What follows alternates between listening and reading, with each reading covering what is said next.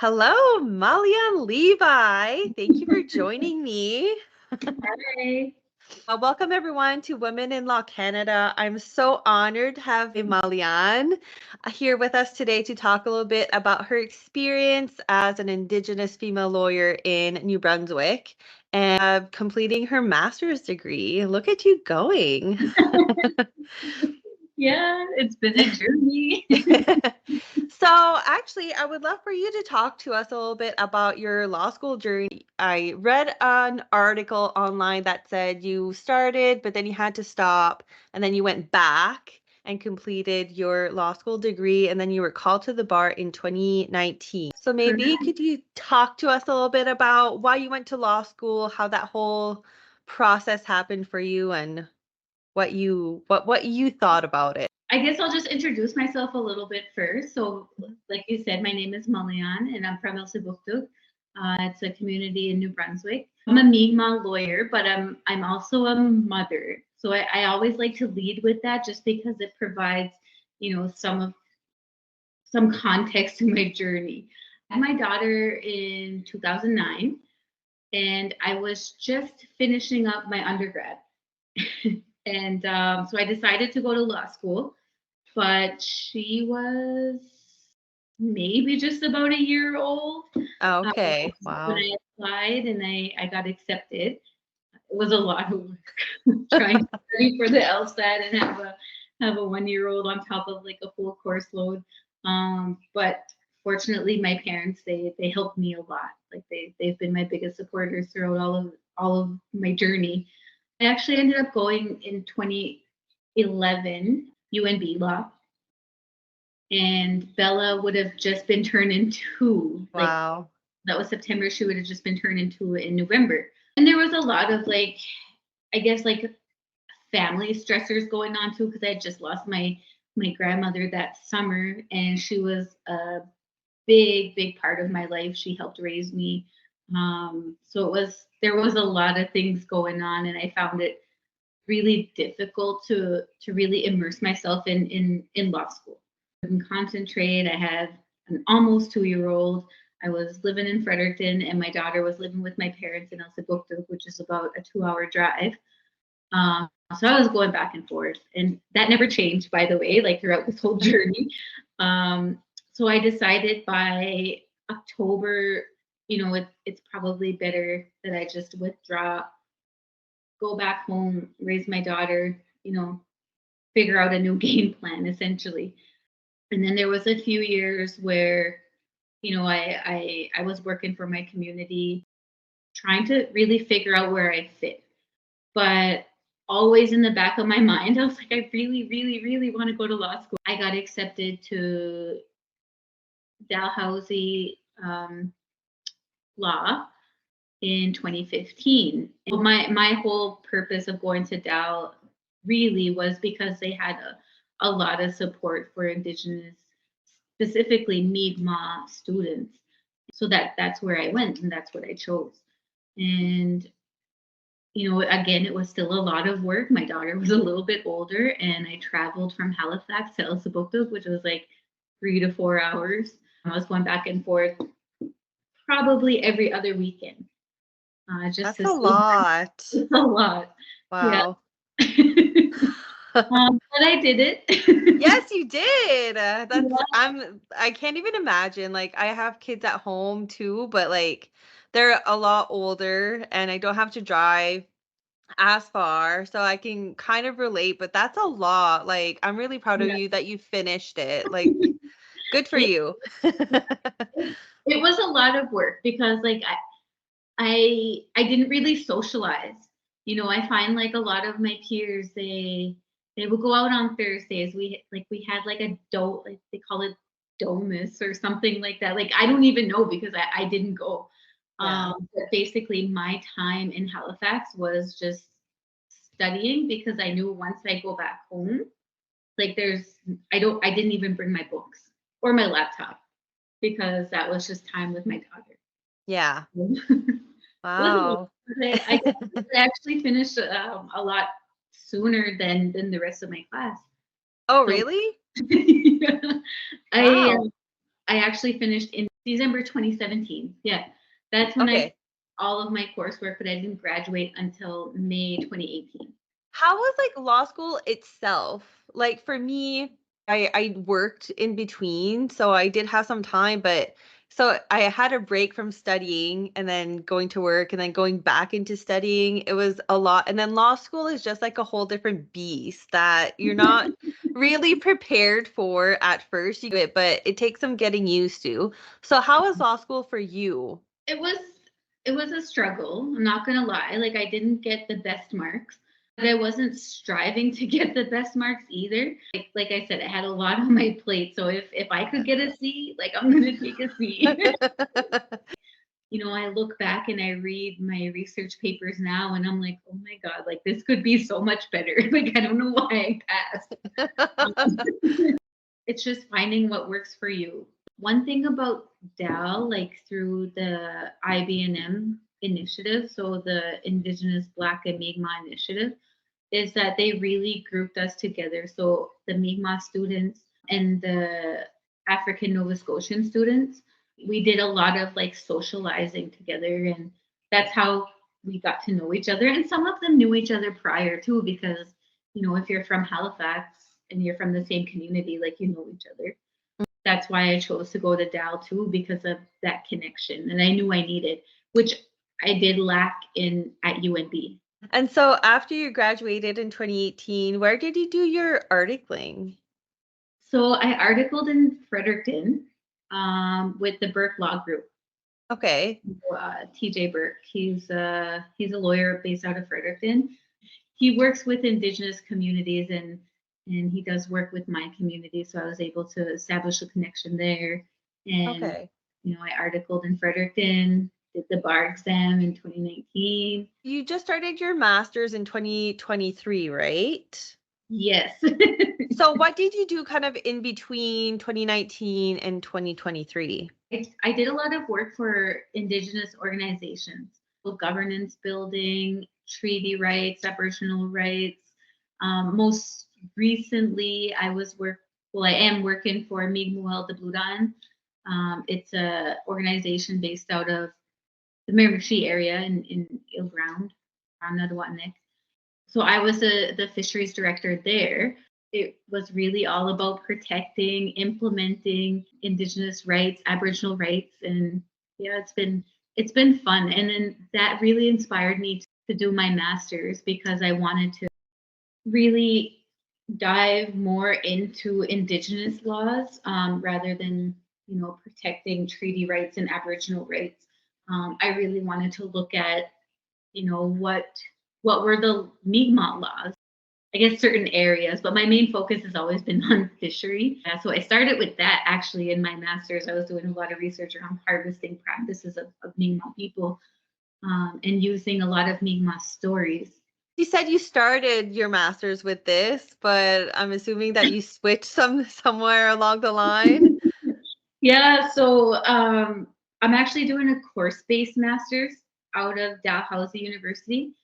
I chose the course-based option. I wanted to do like different topics. I wanted to really build almost like, I guess, like a database of like certain things just to help my people. And I find law school, you really learn, about everything and you learn a little bit about everything. And it's just so much information. But I find with my master's, I can really focus on one thing and really like deep into it. Like, so I started like in the fall, I wrote 2 papers. One was just specifically on looking at publicly available Mi'kmaq stories. I actually have like called the 6 Worlds Mi'kmaq Legends, and it's essentially like short stories that were passed down from pre-colonization. Essentially, what I did with that was I picked out a handful that spoke to harvesting practices. This year, from January to now, is more specifically on Indigenous child welfare. With Bill C-92 that's been enacted, Indigenous nations or governing bodies or communities are able to develop their own laws around child welfare. So there's an organization in New Brunswick that's looking, exploring developing their own laws, and I've partnered with them through through Dell. So I'm looking at the similar process, looking at stories and pulling out Mi'kmaq child welfare legal principles, I guess. I know And it's a hard topic to kind of look at and stuff, like just generally. So when you're talking about like just everything that happened in Canada and just trying to reconcile that just must not be easy. there's a lot of tears coming in, like that comes into this research, and to me it's not difficult because it's for my people, right? But it's just like you said, all of those different things that I'm reading about in history, and the impacts of those things, and the impacts on my own family. And Yeah. some days I'm like sitting there just crying, like, no, it's really interesting because my last paper on the provincial act, so the New Brunswick Child and Youth Well-being Act. Essentially, what I did was I was looking at the national standards that Bill C-92 puts forth, and looking at whether the provincial act meets those national standards. That's how you get change done, right? You have to do that research, you have to look at the differences, and you have to bring new proposals forward and kind of get them understood by other people. I don't know where all of this research is going to go, but I'm going to get my master's out of it. But I know that it's going to help, my people in the long run. I hope I'm able to see, all of those changes in my lifetime. Since we're talking about the masters, for anybody interested in pursuing their master's degree, can you just tell us a little bit about the process? I mentioned during my law school journey, my marks weren't the best. And I've always kind of wanted to pursue my master's, but I had to wait a few years because just to get some experience, right? And it depends on the school. Like I would look at, different schools and their criteria. Through my experience and what I've learned throughout the years, I was accepted, as more of a mature student. Essentially, with DAL, there was two options. There's a thesis route option and there's a course-based option. They're quite similar in a lot of ways because my class, we had to take a research seminar together, a graduate seminar together. There's a lot of like little things that we did throughout the year together. The only thing that was different was based on my coursework. I had to write 3 large papers, but essentially the idea is that equates to a thesis. It's just I'm doing it throughout the year on various topics depending on the classes that I'm taking. Okay. On top of those papers, I have to write 2 small papers, and the thesis-based students have to write those as well. My thesis colleagues, they actually spend the whole summer working on their thesis. So they do all the smaller coursework throughout the year, and then all summer they work on their thesis. I want to go back to when you just finished law school and when you were working a little bit. What was the most surprising thing for you, like just being a fresh-faced lawyer out into the world for the first time? So one of the most surprising things that I found was that I had a difficult time finding a job in Mi'kmaq. So like if if you look at like New Brunswick, there's the Mi'kmaq and then there's the Wolastoq people. So I'm part of like the Mi'kmaq. I don't want to say territory, but like I'm part of the Mi'kmaq nation. So all of my relations are more so along the East Coast, and they are like towards Fredericton, Woodstock, like that area. Once I got called to the bar, I actually wanted to, get into criminal law, like criminal defense stuff. So I applied to New Brunswick Legal Aid.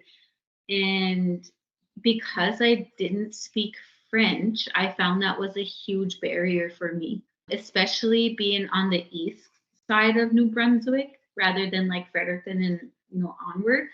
I found it really, really difficult. So I didn't end up working for New Brunswick Legal Aid like I really, really wanted to, just because of that language barrier, right? That language requirement.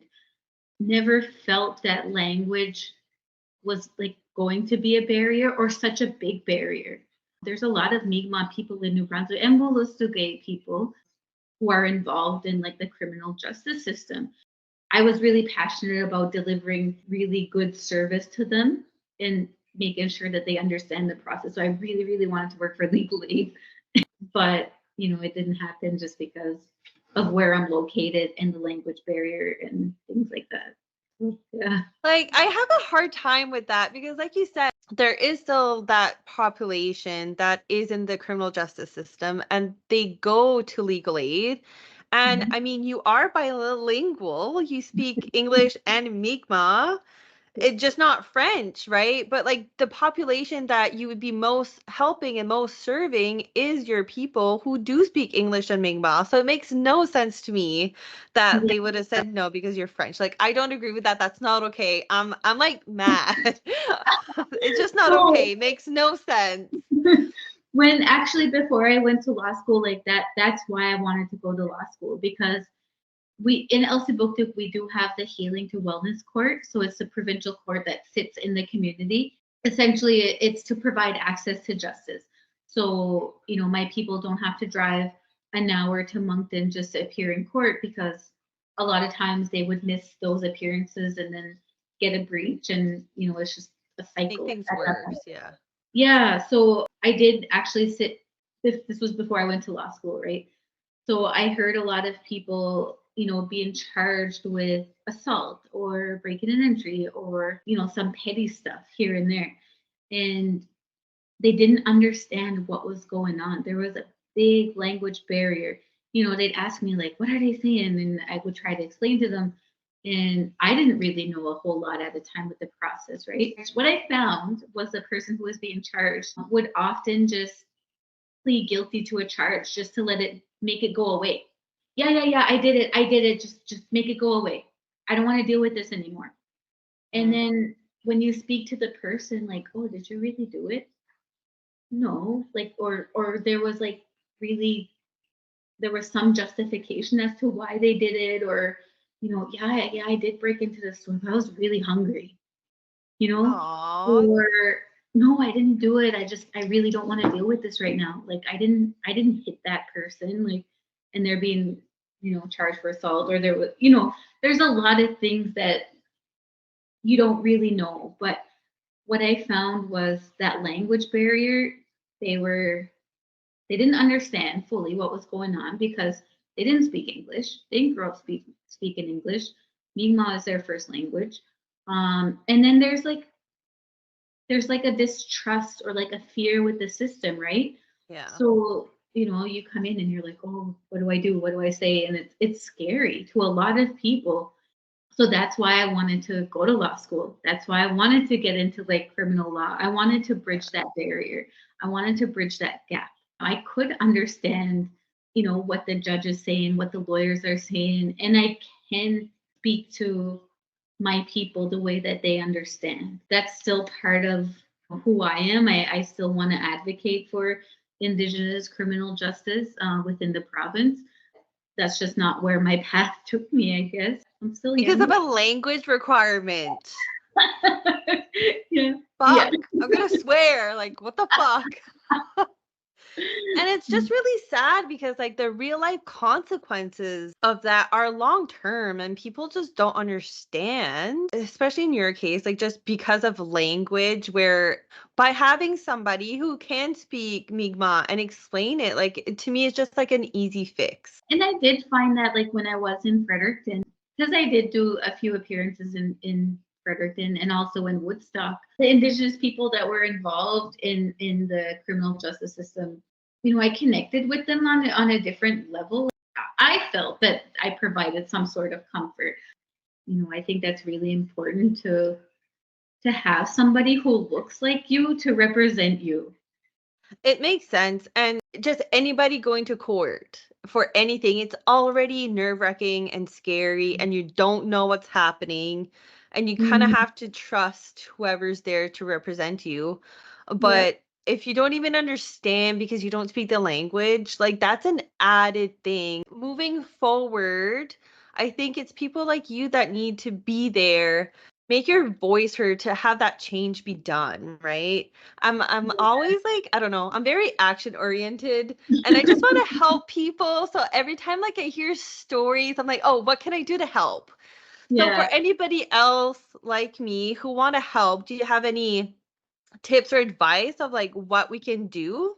I think just continuing to educate yourselves and ask the questions, like, and advocate too. I sit on a few committees, one being the Truth and Reconciliation committee with the Law Society of New Brunswick. And they're doing a lot of great work. Like I mentioned, Dal being my number one law school to go to just because of those supports for my people, for people who look like me, who for people who have the same barriers as I do. And I really want to push and advocate for a similar program or initiative within UNB. And I think then like I'm taking a different approach to it. So as soon as when I got called to the bar, I really wanted to do this work, and there was a lot of barriers and a lot of gaps, and I was like, oh, like what can I do now? So now I'm taking a different approach and trying to fill those gaps in a different way. And if I can get 5 practicing Mi'kmaq or Wolastoq lawyers in New Brunswick that have that grew up the same way that I did, in the same environments that I did, that understand all of those struggles that our people go through. If I can get at least 5 of them in law school and working in the province, then those bridges will start to build. So I'm building the bridges, but in a different way, kind of in the background. So being part of the communities. Maybe we need to have like an Indigenous organization similar to New Brunswick Legal Aid, or that partners with New Brunswick Legal Aid. That way we have Indigenous representation in those areas for those people. That's a great idea. I don't know. I like to think I'm still young and I could still do all of this advocacy work. Also want to know, like, just being a woman in law, like, historically has been like a male dominated field. So, have you encountered any like barriers on that front? Not externally. I find there's a lot more women in law school now and a lot more women practicing, which I really, really love seeing. I find more of my struggles are internally. I struggle a lot with like this imposter syndrome, right? And not only am I Indigenous, but I'm also Mi'kmaq.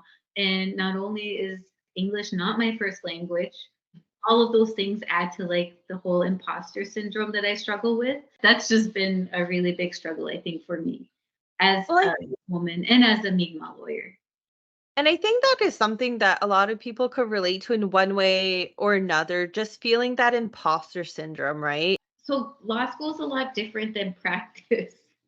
I've heard that a lot. Yeah, what they teach you in law school is very foundational, I find. In terms of law, a lot of people think it's so easy, but really it's not, because it always depends on something else, right? Like your outcome always depends, or your advice depends. Like, you A know, lawyer's favorite words, right? It just depends. and it's really true. And practice is a lot different. So you're like, whoa, what is this? What, like, I kind of felt like I wasn't good enough to do these things. Like, but it takes a lot of time, it takes a lot of experience, it takes a lot of practice.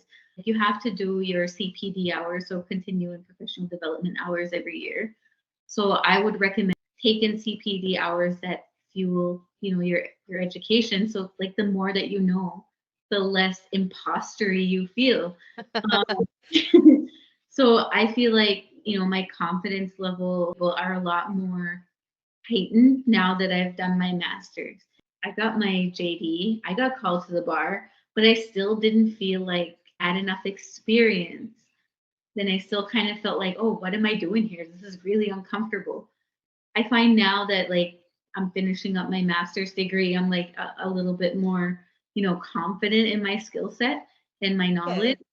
Yeah. So I think just education and educating yourself and being aware of how you're feeling, and just trying to find ways to get out of there, because law school is hard, the bar exam is hard, like life. in general is hard. I think women are a lot more capable, a lot more stronger. I'm a big advocate for women in law and women in general. We take on so much, and we're so strong in a way. Like, I know some people think like, oh, women are emotional, but I think even in this work, like, emotion is needed. If you're dealing with clients and you're really cold, like, oh, no, I don't care, these are the facts.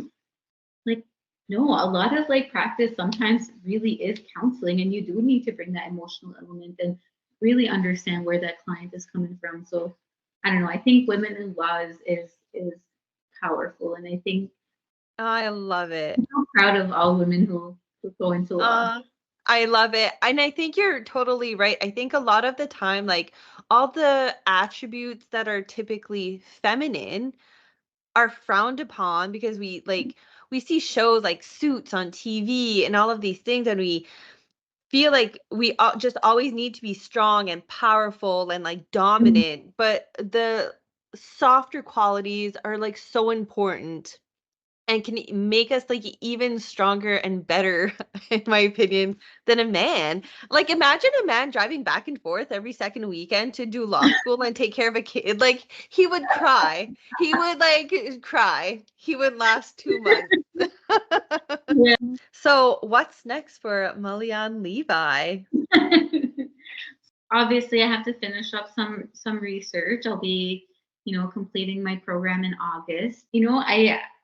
I'm really loving this Indigenous child welfare stuff. So hopefully I can continue to do some work in that area, and then strengthening Mi'kmaq laws around different areas, like including fishery, health, education, things like that. I really, really love to teach. So hopefully I can do a little bit of that. I think it's valuable to bring my perspective and my experiences throughout this content, like Indigenous rights, Indigenous studies, Indigenous law, things like that, and then also just continue to advocate for Indigenous people, like the Mi'kmaq and Wolastoqey specifically in New Brunswick.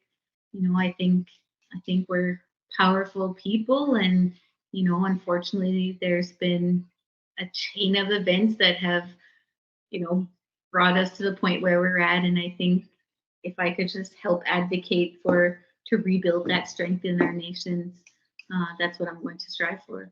So, yeah. Love it. Well, thank you so much again for joining me today and having this conversation. I just love talking to you. I Well, learn so much every time. I love talking to you too. It was nice to see you. Well, thank you so much for joining me. I really appreciate it. And until next time, bye. Bye. Thank you so much for joining me. Let me try that again. I'm gonna fuck up the ending. That's the right word. You're gonna delete this part, right? I can. I'll delete this part. One sec. Uh, Wait. I need to like regroup now. What was I saying?